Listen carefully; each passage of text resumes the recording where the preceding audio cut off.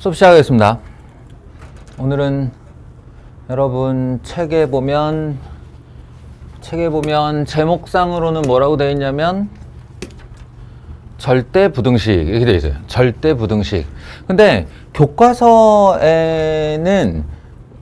각자 출판사가 좀 다르겠지만 교과서에는 절대 부등식이라는 단원이 없는데요, 이럴 수도 있어요.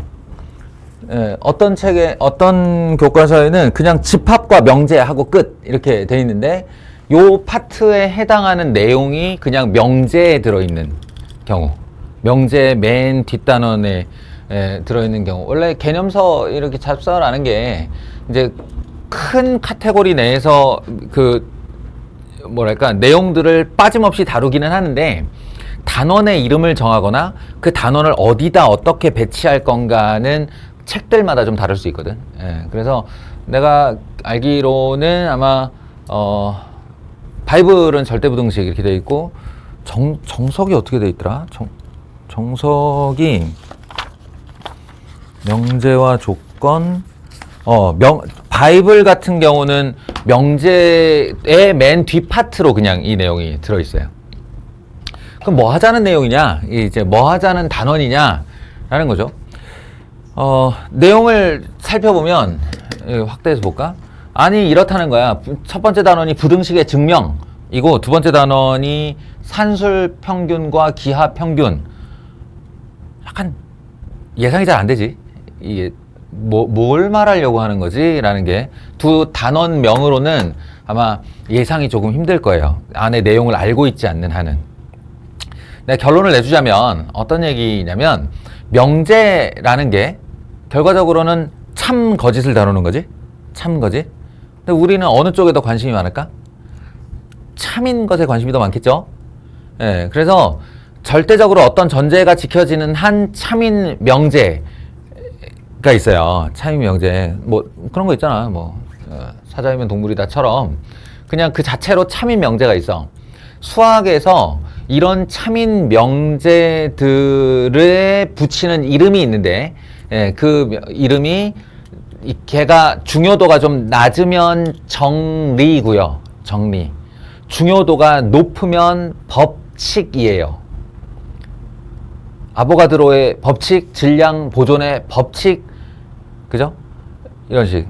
연력학 제2 법칙, 연력학 제1 법칙, 뉴턴의 운동 제3 법칙, 이런 것들이 다 참인 명제들이야. 그리고 또 뭐 있지? 피타고라스의 정리, 최대 최소의 정리, 뭐 아직 안 배웠겠지만 로올의 정리, 누구의 정리 이렇게 부르는 정리가 있어요. 같은 거예요, 사실은. 같은 거고 그냥 그 중요도에 따라 어떤 거는 로라는 이름이 붙고 어떤 거는 티오렘이라는 이름이 붙어요. 그래서 정리, 법칙 이렇게 되는 거야. 참인 명제예요. 그러니까 지금 이 단원에서 하고 싶은 얘기가 뭐냐? 우리는 명제라는 걸 배웠다. 명제라는 것이 조건 명제가 있는데 조건 명제가 무엇이면 무엇이다가 참인 어떤 상황이 존재한다. 그러면 부등식 중에서도 어떤 부등식은 대부분의 부등식은 조건인데 이랬잖아요. x가 3보다 크거나 같다. 이런 건 조건이지, 조건. 명제도 아니고. x가 얼마냐에 따라 참이 되기도 하고 거짓이 되기도 하고.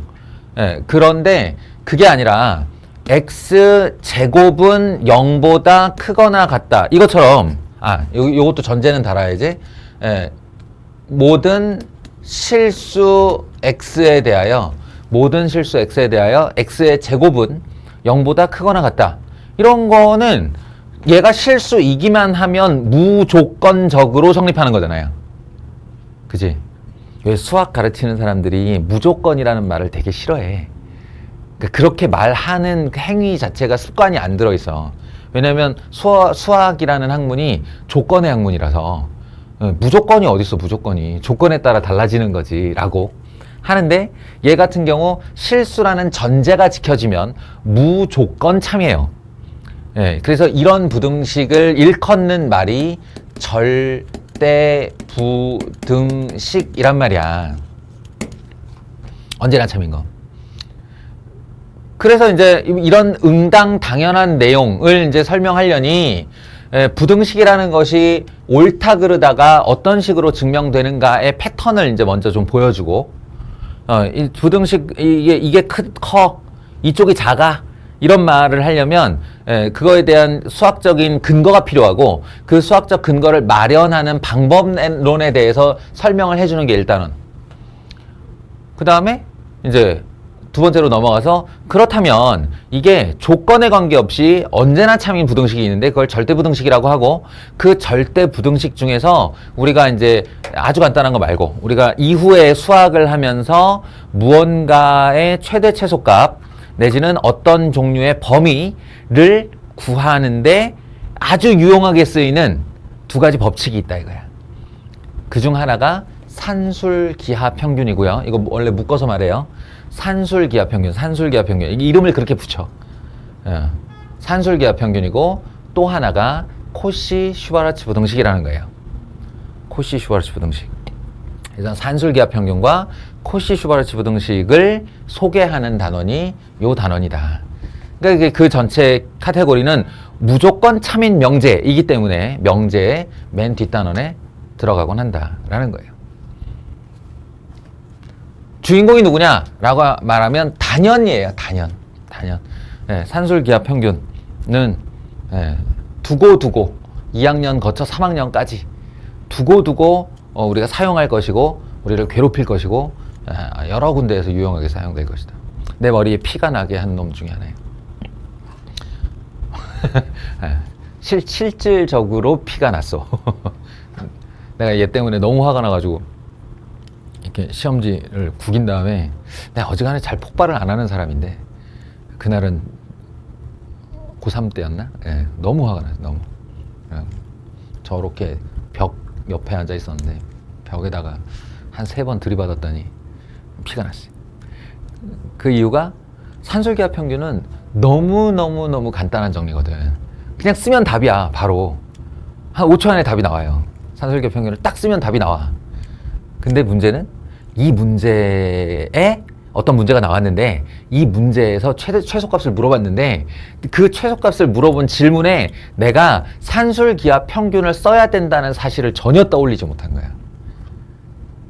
근데 이런 일이 한두 번 있었던 게 아니라는 거지. 매번. 그래서 너무 화가 나서, 옛날 얘기예요. 무려 30년 전 얘기다. 내용을 한번 살펴봅시다. 내가 지금 개념서, 원래 그 개념 강의를 할 때는 개념서를 잘 안 펼치는 편인데, 누구는 정석 보고 누구는 풍산자 보고 누구는 바이블 보기 때문에 개념서를 잘 안 펼치는 편인데, 이 단원만큼은 뭔가 사례 문항들이 있어야, 사례를 보여줘야만 해서 지금 바이블을 펼쳤어요. 한번 봅시다. 이제 부등식을 증명한다. 무엇이 무엇보다 크다라는 거를 어떤 식으로 증명하는가에 대한 원리가 실수의 성질이에요. 실수의 성질. 실수는 가지고 있는 성질이 언제나 대소가 있습니다. 모든 실수는 대소가 다 있어요. 그래서 실수의 참인 명제 중에 이런 말이 있어. 실수 A는 0보다 크거나 0이거나 0보다 작다. 이런 정리가 있어요.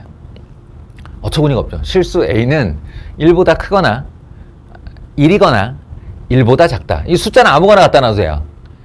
근데 이게 이제 의미하는 바는 뭐냐면, 어떤 실수는 반드시 자기보다 큰 부분과 자기가 같은 부분과 자기보다 작은 부분으로 나뉜다. 그 셋 중 어느 하나에 속한다라는 얘기예요. 벗어나는 일은 없다. 예를 들어 복소수가 그랬잖아. 복소수 대소 비교하디? 안 하잖아. 근데 실수는 반드시 대소 비교를 한다. 따라서 A가 B보다 크다라고 한다면 둘을 잡아 뺐을 때 그 결과물이 0보다 크다라고 말할 수 있다. 또는 양수 두 개를 더하여 음수가 되는 일은 없다. 그런데 양수 음수 더해도 양수 되잖아요. 그렇지. 그런데 둘이 곱해서 양수가 되는 경우는 부호가 같다는 말이잖아요. 그죠? 둘이 곱했는데 양수가 됐다는 얘기는 뿔뿔 아니면 마마라는 얘기인데, 그 뿔뿔 마마 중에 더해서 양수가 되는 애는 뿔뿔밖에 없다. 따라서 요 A가 양수고 B가 양수이다가 합이 양수고 곱이 양수다와 필요 충분 조건이다 이런 뜻이에요. 필요 충분 조건이다. 이 기호가 필요 충분 조건 기호라고 그랬죠. 쌍방참, 다른 이름으로 동치라고 했습니다. 양수일 때 제곱하면 항상 크다라는 것과 제곱은 0보다 크거나 같다. 절대값도 0보다 크거나 같다. 실수 두 개의 제곱의 합은 언제나 0보다 크거나 같다. 뭐 읽어보면 다 당연한 얘기지, 그지? 예. 그 중에 별거 아닌 것 같은데 우리가 되게 많이 쓰는 애가 이 5번이에요. 실수 두 개를 제곱하여 더했는데 0이라는 것은 각각이 0이라는 뜻이다. 이런 거예요. 이게 대단히 중요한 성질입니다. 예, 실수니까요. 실수니까 얘 0보다 크거나 같고 얘 0보다 크거나 같거든? 근데 하나가 진짜로 0보다 커버리잖아? 그럼 더해서 0 되려면 다른 하나는 0보다 작아야 돼요. 플러스 1이 있으면 마이너스 1이 있어야 더해서 0이 되니까.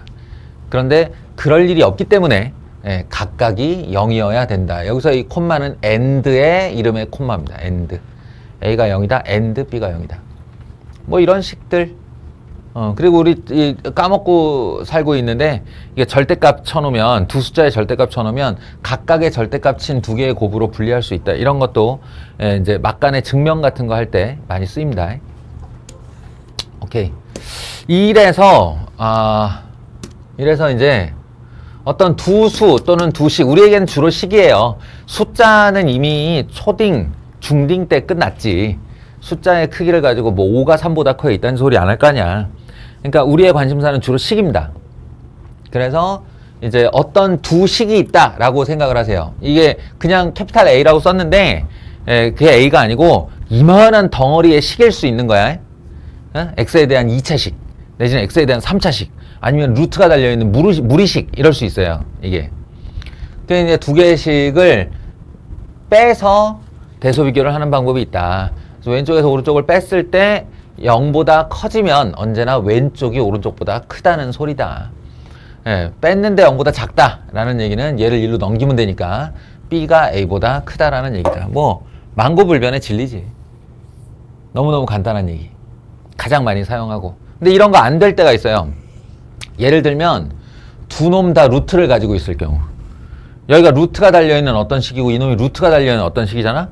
그럼 빼도 둘이 연산이 안 되기 때문에 양수인지 음수인지를 몰라. 양수인지 음수인지를 몰라. 그럴 때 쓰는 방법은 제곱을 하는 겁니다. 여기서는 사례를 드느라고 제곱이라고 해놨는데 사실은 이게 세제곱근이나 네제곱근일 경우 n승이에요. n승. A의 n승, B의 n승. n승을 해서 필요한 만큼의 거듭제곱을 하여 둘이 뺀 다음에 양수다 음수다를 말해 주면 되는데 여기서 중요한 거 전제는 그 A, B 자체가 0보다 크거나 같을 때만 둘 중에 하나가 음수인데 제곱해가지고 예를 들어서 숫자로만 얘기하면 3과 마이너스 4를 비교해라. 그럼 누가 봐도 3이 큰 거잖아요. 근데 이거 제곱을 이렇게 하게 되면 16으로 이쪽이 더 커져요. 그러니까 그 대상, 원본의 대상이 양수라는 전제하에 거듭제곱 이상의 제곱을 하여 뺀 다음에 대소 비교를 하는 방법이 있다. 지금은 너무 당연한 얘기 같아서 뭔가 싶을 거예요. 근데 이제 사례 문항을 보시면 됩니다. 그리고 이제 마지막 방법이 뭐가 있냐면 마지막이라기보다는 이제 가장 대표적인 세 가지인데 첫 번째는 둘이 뺀다, 두 번째는 제곱하여 뺀다, 세 번째는 나눈다예요. 이번에도 역시나 0보다 크다라는 전제가 필요합니다. 0보다 크다라는 전제가 있는 상태에서 둘을 나눠, 두 식을. 그리고 두 식을 나눴는데 그 결과가 1보다 크면 우리 뻔한 거 있잖아. 양변에 B를 곱하여 이쪽으로 이렇게 보내주면 A가 B보다 크다가 된다. 반대가 되면 B를 이쪽으로 이렇게 보냈을 때 B가 A보다 크다. 한마디로 가분수와 진분수 이야기지. 알겠어요? 그리고 얘네들은 숫자 얘기를 하는 게 아니라 식 얘기다라고 꼭 알아들어야 돼요. 식 얘기다. 뭔 소린가 싶지.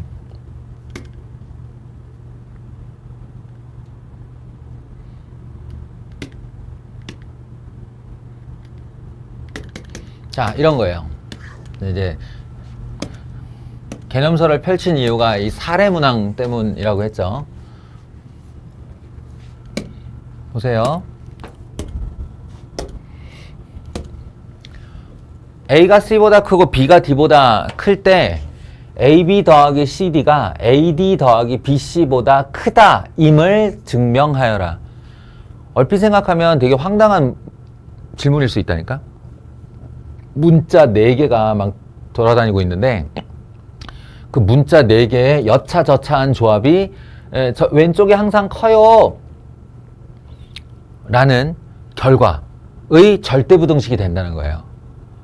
절대부등식이. 물론 절대는 아니야. 절대는 아니고 이런 조건 하에 참인 부등식이 된다는 거예요. 그걸 증명하여라. 예. 그래서 가장 흔하게 쓰는 방법은 요만큼의 식이 A라 하고 요만큼의 식을 B라 하면 B라 하면 A 마이너스 B를 해보는 거죠. 제일 흔한 방법이라고 그랬어요. 그러니까 AB 더하기 CD 마이너스 AD 마이너스 BC 이런 식으로요. 그럼 이제 이게 인수분해가 가능해요. A 묶어주면 B 마이너스 D 이렇게. 그리고 또 누구야? C 묶어주면 D 마이너스 C 이렇게 되는데 D 마이너스 B 이렇게 되는데 요건 B 마이너스 D고 이건 D 마이너스 B니까 마이너스만 하나 앞으로 빼주면 B 마이너스 D로 묶는 게 가능해지지. 그러면 이쪽에는 A가 남고 이쪽에는 마이너스 C가 남아서 이렇게 인수분해가 됩니다. 그리고 이제 최초 질문 A가 C보다 커요. 그러니까 A가 C보다 크니 이 녀석은 플러스 A요 라는 겁니다. 그리고 B가 D보다 커요. 따라서 B에서 D를 빼면 이 녀석은 플러스라는 거예요. 그러니까 어찌됐건 우리는 결과물로 플러스 부호의 숫자 2개를 곱해 놓은 거지. 따라서 0보다 크다라는 결론에 이르게 되고, 두 식을 뺐는데 0보다 크다라는 건 A가 언제나 B보다 크다라는 이야기이기 때문에 이 부등식이 항상 참이다. 요렇게 증명한다는 얘기. 알겠죠?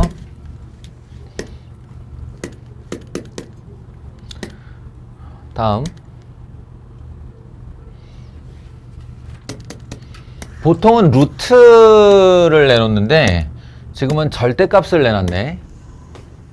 이 예제로는. 그러니까 이런 거는 둘이 빼봐야 소용이 없어. 이거 심증은 있는데 물증이 없죠. A 더하기 B 마이너스 절대값 A 더하기 B. 이게 나한테 뭘 줄 수 있어, 결과를. 그냥 느낌상 A, B가 각각 양수가 되는 게 요렇게 묶어놓으면 하나 플러스고 하나 마이너스일 때 줄이 상쇄되면 얘 덩어리보다 작아지잖아요. 뭐 이 정도? 의심스러운 상태인데. 이 정도? 그러니까 안 돼요. 이게 수식적인 절대적 참을 얘한테 요구할 수가 없어, 이 상태는.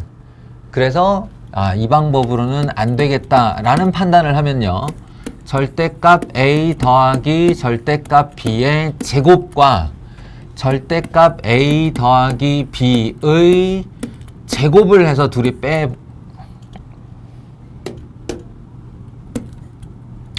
제곱을 해서 둘이 빼보는 거예요. 이렇게. 그러면 뭔가 이게 프루프의 줄임말인데 이제 증명을 하는 거예요. 증명을 할 때 제곱을 해서 빼보면 이런 게 있죠. 이제 절대값을 달고 제곱을 할 때 너희가 이걸 또 알아야 되는데 절대값 A의 제곱은 그냥 A의 제곱과 같습니다. 결과적으로. 그죠? 그러니까 절대값을 씌워서 양수를 만들어 제곱을 시키나 지가 양수건 음수건 그냥 제곱을 시키나 결과값이 똑같잖아요. 달라질 일이 없잖아요.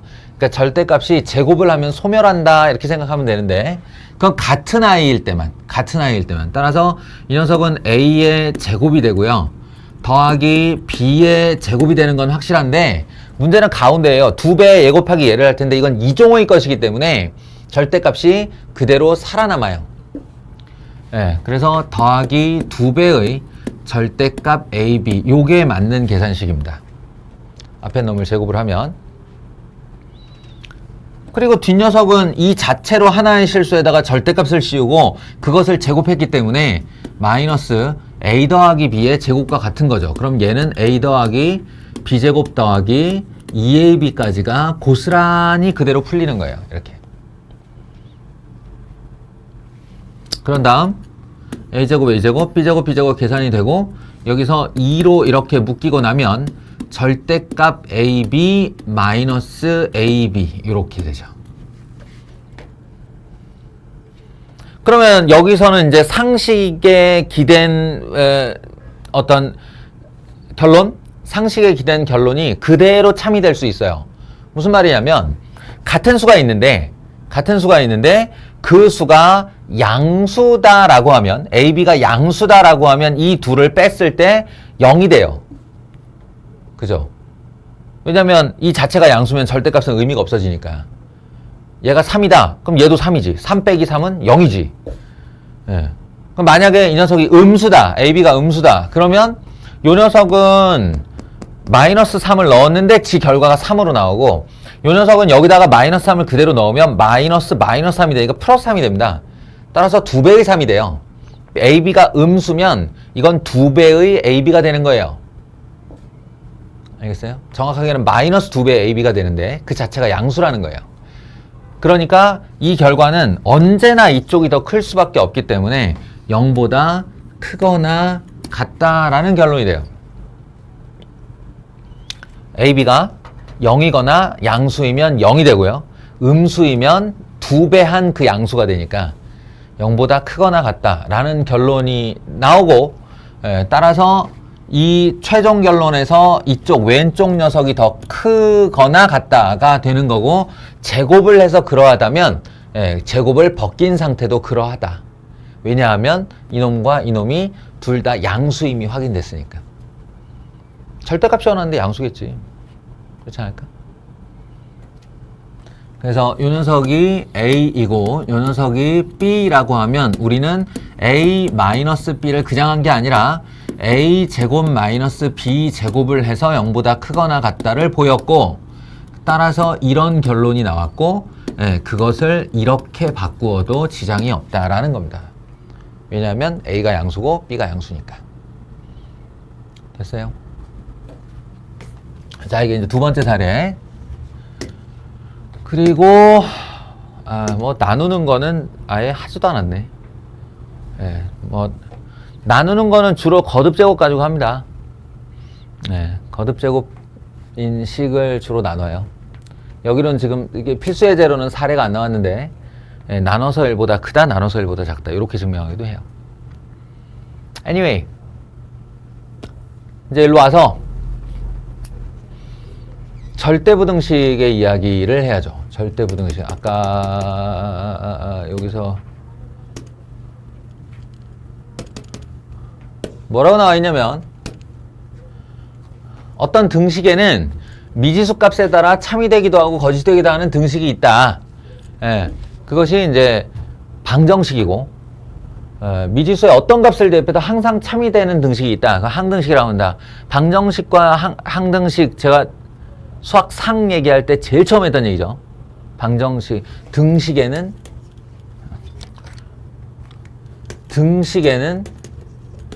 방정식과 항등식이 있다. 제일 처음 했던 얘기예요. 이 둘 구분할 수 있어야 된다고.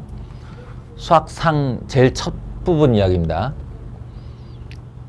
근데 이제 부등식에도 그런 게 있다는 거야. 부등식에도 다음 부등식을 풀어라 라고 하면 부등식에 해가 나오는 거고, 해가 나온다는 얘기는 어떤 부분은 참이 되고 어떤 부분은 참이 안 된다 이렇게 나오는 게 부등식의 해인데, 지금 이 중에서 어떤 실수를 집어넣어도, 내가 어떤 값을 집어넣어도 절대적으로 참인 부등식이 있다. 그 부등식을 절대부등식이라 한다 이런 거예요. 사실 근데 절대부등식은 말이에요, 그냥 만들기 나름이야. 이거 봐, 이런 거 봐요. 절대값 x, 이 자체로 이미 0보다 크거나 같아.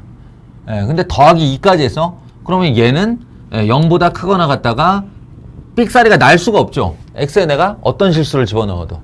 심지어는 여기가 0이 아니라 2여도 돼요. 예, 근데 그런데도 0보다 크거나 같다 하면 항상 참이 되는 거죠. 또 이런 거. 2차식인데 완전 제곱식 하고도 양수가 남는 애. 이런 애. 완전 제곱식을 해버리고도 양수가 남아버리면 그 아이는 이 자체로 0보다 크거나 같기 때문에 거기다가 양수를 더해주면 0보다 크다가 항상 참이 되는 거죠. x와 무관하게. 이런 애들을 다 절대부등식이라고 해요. 네. 절대부등식이라고 하는데 그것이 이렇게 우리가 직접적으로 식 몇 번으로 확인을 할 수 있거나 어떤 일반화를 시킬 수 없는 녀석이면 관심이 없지. 절대부등식이 맞는데. 그래서 그 중에 요 내용이 있다. 자, 산술 평균, 기하 평균, 조화 평균 사이의 관계. 갑자기 등장한 조화 평균은 뭐냐? 뭐 얘기를 들어보세요. 네. 교과과정에서는 없어졌습니다. 개념서다 보니까 욕심을 좀 부리는 거예요. 자, 그래서 하나하나 따로 얘기를 해줄게요. 평균이란 말은 알지, 그지? 평균 우리가 지금 진짜 많이 써왔던 말이잖아. 그래서 어떤 두 대상, 원래 평균은 뭐 셋이든 넷이든 대상이 몇십 개가 되어도 평균은 구할 수 있는 건데, 딱 두 개의 대상만 가지고 우린 식 얘기를 하려는 거니까, 말을 해보자면, 우리가 알고 있는 일반적인 평균은 이거예요. A, 이게 문자건, 식이건 숫자건 간에, 그리고 B, 둘을 더하여 반으로 나눈다. 이렇게요. 반으로 나눈다. 우리가 알고 있는 평균이지. 셋을 더하면 3으로 나눈다. 넷을 더하면 4로 나눈다. 근데 이게 그냥 평균이라고만 알고 있을 때는 그 자체로 그냥 평균이었는데 얘 이름이 정확하게는 산술 평균입니다. 산술적 평균. 그럼 다른 평균도 있다는 얘기지. 비교 대상이 있을 때 원래 우리 이름을 붙이잖아, 우리가. 그리고 산술 평균은 A, B가 양수건 음수건 원래 신경을 안 써요. 음양에 관계없이 평균을 구할 수 있는 게 산술 평균이니까. 그런데 이제 지금부터 등장할 다른 평균 때문에 전제를 다룰 거예요. 전제는 어떻게 되냐? 우리 양수 범위 안에서만 얘기합시다. 양수 범위, 0도 빼고 양수 얘기만 합시다. 이렇게 전제를 달았어요. 그럼 이 아이의 이름이 산술 평균이고요. 두 숫자를 이렇게 곱한 다음에 루트를 씌우는 행동, 이것도 평균 구하기예요. 그러니까 무슨 말이냐면 4와 4가 있어. 4와 4가 있는데 이걸 둘을 곱한 다음에 루트를 씌우면 얼마가 나오지? 4가 다시 나오죠. 그러니까 둘 사이에 어떤 중간에 해당하는 접점의 값을 내놓는다는 얘기인데 4 곱하기 3을 한 다음에 루트를 이렇게 씌워보면요. 요 아이가 루트 10이잖아요. 2루트 3. 2루트 3이 얼마쯤 되냐면 3.23 뭐 1 얼마 이렇게 나가요. 루트 값을 실제 계산해 보면. 그러니까 지금 곱한 두 대상인 3과 4, 실제로 3과 4의 중간 어딘가에 들어가는 값이죠, 이 값이. 이해돼요? 양수 두 개를 곱한 다음에 루트를 씌우면 그 둘의 중간 어딘가의 값을 내놓는다 이거야. 그래서 이렇게 하는 평균을 기하 평균이라고 불러요. 지오메트릭인가? 저 위에 게 아리스메틱이고 뒤에 게 지오메트릭일 거야 아마. 그러니까 영어를 번역하다 보니 저런 이름이 나온 거야.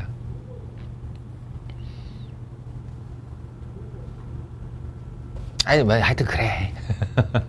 그래. 이렇게 파동하는 함수가 있는데, 이 파동하는 함수는 여기가 두껍고 여기가 얇기 때문에 한 가운데가 평균이 아니에요. 적분을 하면.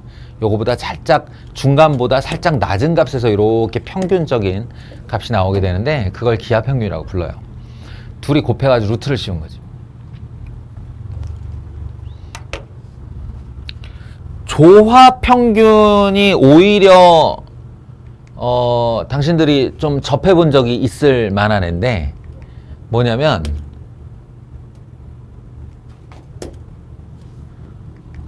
조화 평균이 어떨 때 접해봤냐면 중학교 때 전류와 전기 시간에 기억을 하려나? V는 IR 기억나요?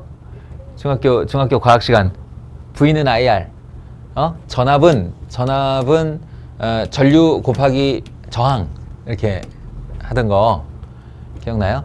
그 중에서 이 저항 연결할 때 직렬 연결 있고 병렬 연결이 있었어요. 기억나요? 전구를 이렇게 연결하는 거를 직렬 연결이라고 그러고 이렇게 중간에 전선을 빼가지고 전구를 여기 이렇게 연결하는 거를 병렬 연결이라고 불렀지. 그래서 직렬 연결의 통합 저항은 얼마인가? 병렬 연결의 통합 저항은 얼마인가? 이렇게 질문하는.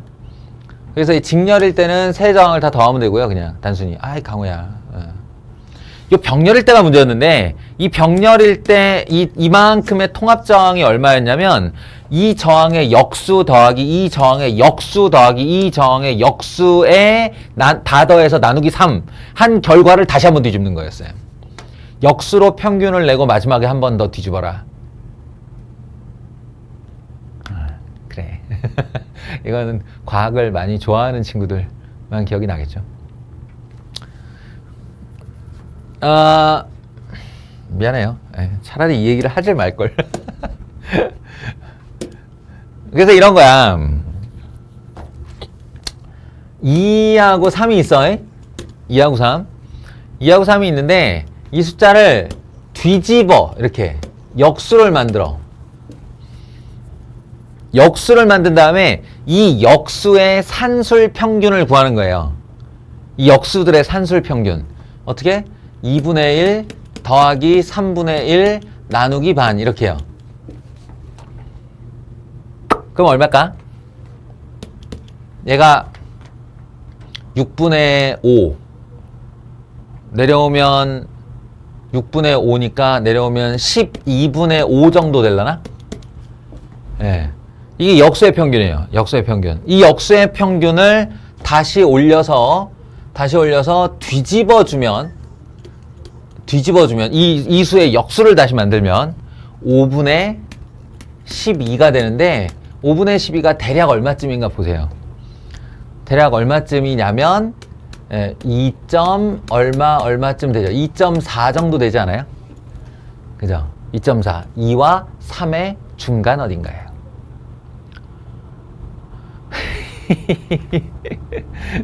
이 평균을 조화 평균이라고 부릅니다.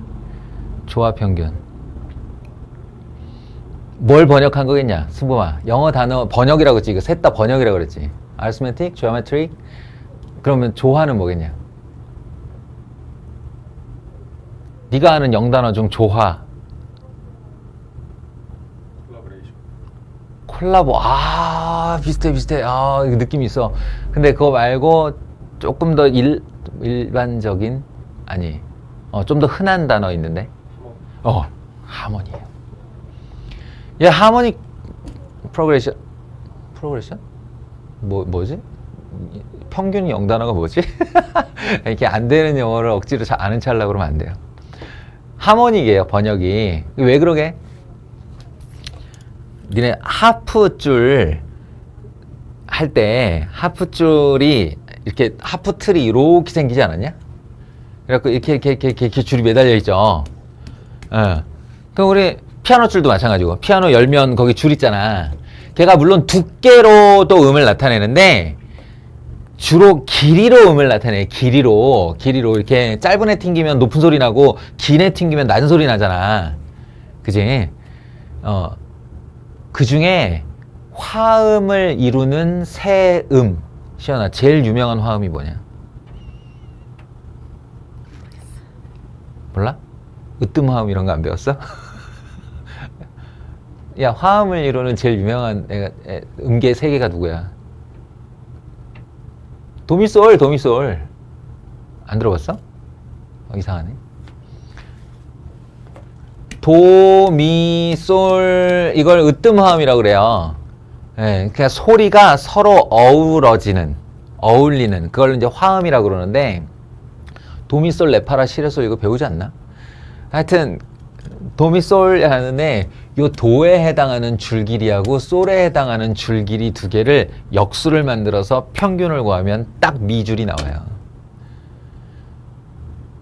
놀라운 거지. 그러니까 이제 그 소리라는 게 결국 파동이잖아.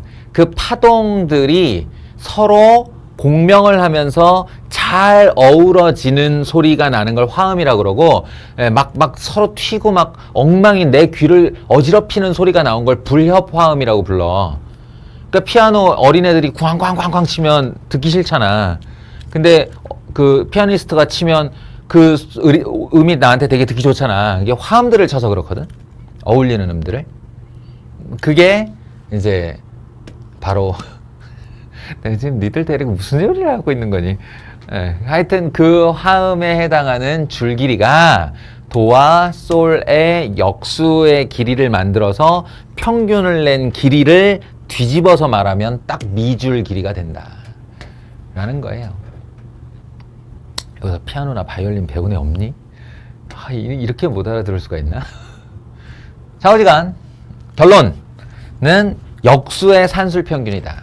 조합 평균은 역수의 산술 평균이다. 그래서 아까 이제 A, B로 얘기하자면 산술 평균은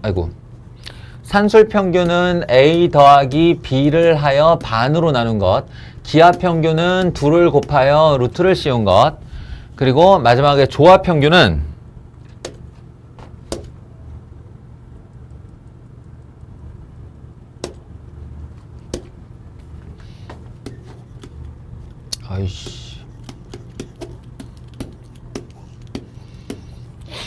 어떻게 되냐면 A 더하기 B 분의 2AB가 됩니다. 유도할 수도 있겠지만 그냥 저 자체로 외우는 거예요. 자, 보세요. A분의 1 더하기 B분의 1을 반으로 나눈다 그랬지. 그러면 얘네들 통분하면 AB분의 A 더하기 B고, 그거 번분수로 나타내면 2AB분의 A 더하기 B라고 그랬죠. 역수의 평균을, 역수의 산술 평균을 낸 다음에 그걸 마지막에 뒤집어주면 그게 조합 평균이라고 그랬어요. 그런데 어쩌라고? 그러니까 산술 평균을 구하는 법은 하나의 법칙이고, 기하 평균도 하나의 공식이고, 조합 평균도 하나의 공식인데, 놀랍게도 A가 양수이다, B가 양수이다를 지정해주면 얘네 둘 사이에 반드시 이러한 절대부등식의 관계가 성립하더라 이거야. 언제나 산술 평균이 더 크더라. 언제나. 어떻게 구해도, A, B를 어떻게 배치해도 산술 평균이 기하 평균보다 크더라. 그리고 산술 기하 평균 두 녀석이 조합 평균보다 크더라 라는 절대부등식 관계가 성립하더라고. 이게 산술 기하 평균의 내용이에요. 그래서 조합 평균은 애들이 뭐 이제 쓸 일도 없고 어려워졌다고 해서 이렇게 두 개만 해서 이름이 산술 기하 평균이 된 거예요. 절대부등식. 이 절대부등식은 어디까지 외워야 되냐면요,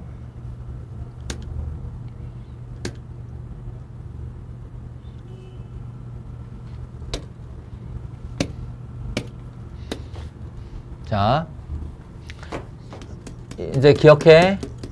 필기를 해도 좋고, 산술 기하 평균이라고 하면 일종의 이제 법칙을 뜻하는 거예요. 공식이에요, 공식. 근데 얘네들은 정확한 순서로 마지막까지 외워야 되는데, 뭐냐? A가 양수이고 B가 양수일 때, 이걸 전제라고 한다고 그랬죠. 요 말로 시작해야 돼요. 반드시. A가 양수이고 B가 양수일 때 2분의 A 더하기 B는 루트 AB보다 크거나 같다. 또는 근데 실생활에서는 저거보다 이걸 더 많이 씁니다. a 더하기 b가 2배의 루트 ab보다, 그러니까 2는 양수니까 이 2를 이쪽으로 올린 거예요. 가 항상 성립. 가 항상 성립. 그러니까 절대부등식이겠지. 그리고 나서 이게 진짜 중요한데, 산술기하 평균을 외운다고 하면 요걸 빼놓고 외우는 경우가 많은데, 단이 있어요. 단. 단. 뭐냐? A equal B. 뭐야? 평균을 구하는 두 대상. 평균을 구하고자 하는, 그게 산술 평균이건 기하 평균이건 평균을 구하고자 하는 두 대상이 서로 같을 때, 등호 성립. 여기까지 외워줘야 돼요. 등호 성립.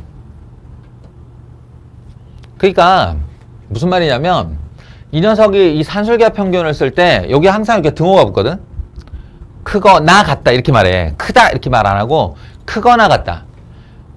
그런데 실제로 100의 99은 크다예요. 산술 평균이 기하 평균보다 크다고. 어떨 때? A, B가 다르기만 하면. 그러니까 이 크거나 같다 할 때 이 같다는 여러 상황에서 같다가 나올 것 같은데 아니고, 더하고자 하는 두 대상이 같을 때에만 성립합니다. 한마디로 3 더하기 3이 6이 된다가 같으려면 2 루트 3 곱하기 3일 때만 같다, 이런 얘기예요. 3 더하기 4. 두 녀석이 서로 다르잖아? 그러면 2배의 루트 3 곱하기 4를 하면 언제나 이렇게 된다고. 둘이 다르면 항상 산술기하 쪽이 커요. 아니, 산술평균 쪽이 커요. 알겠죠? 산술기하 평균입니다. 이걸 어디다 쓸지는 이제 문제 풀면서 다시 얘기하도록 하죠. 외우는 건 외우는 거고 쓰는 건 또 별개예요.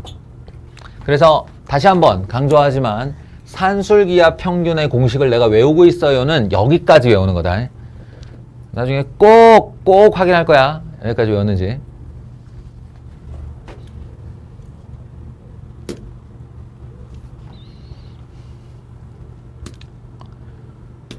그 다음에 코시-슈바르츠 등식도 교과과정에서 빠졌나 그럴 거예요. 제가 지금 확신은 없는데 코시-슈바르츠 등식이라는 게 있어요.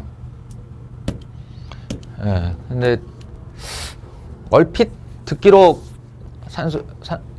교과과정에서 빠진 걸로 알고 있는데, 또 문제는 꾸준히 나와.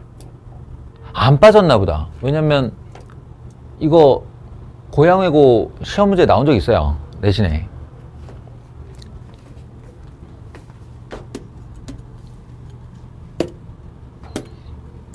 진짜 마지막.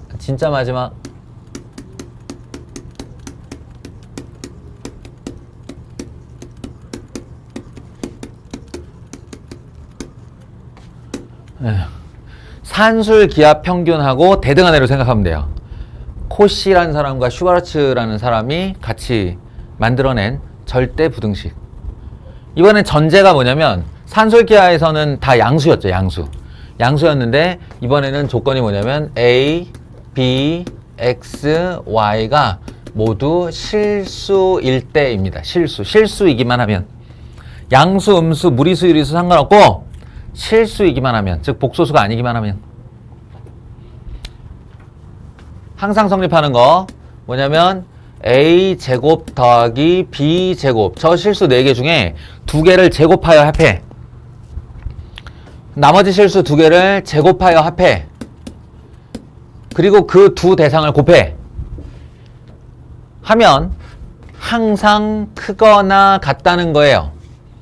항상 크거나 같다는 거예요. 누구와? 요쪽에서 하나, 실수 하나 빼고 요쪽에서 실수 하나 빼고 둘이 곱한 것. 이쪽에서 실수 하나 빼고 이쪽에서 실수 하나 빼서 둘이 곱한 것. 그 조합. 요소에서 순서를 맞춰서 하나씩 잡아 빼고 하나씩 잡아 빼서 둘이 곱한 것의 합의 제곱보다 이렇게.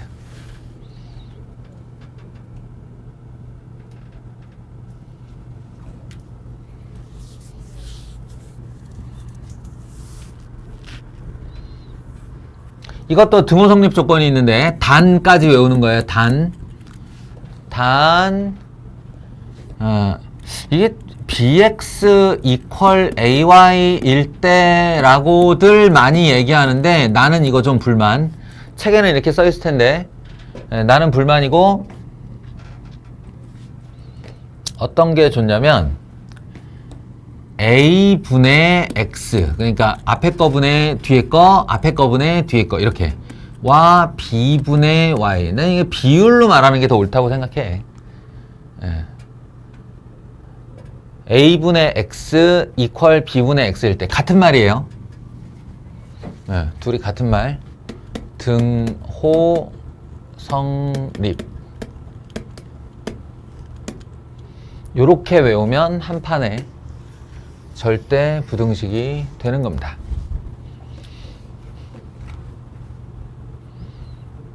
예.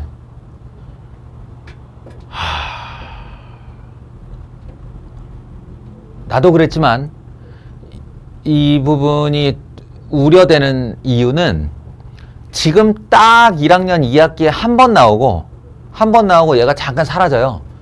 2학년 때쯤 잠깐 사라져. 그런 다음에 고3 때 마치 당연하다는 듯이 고3 모의고사 해설지에 보면 산술기하평균과 코시-슈바르츠 부등식을 이용한 풀이들이 등장을 합니다.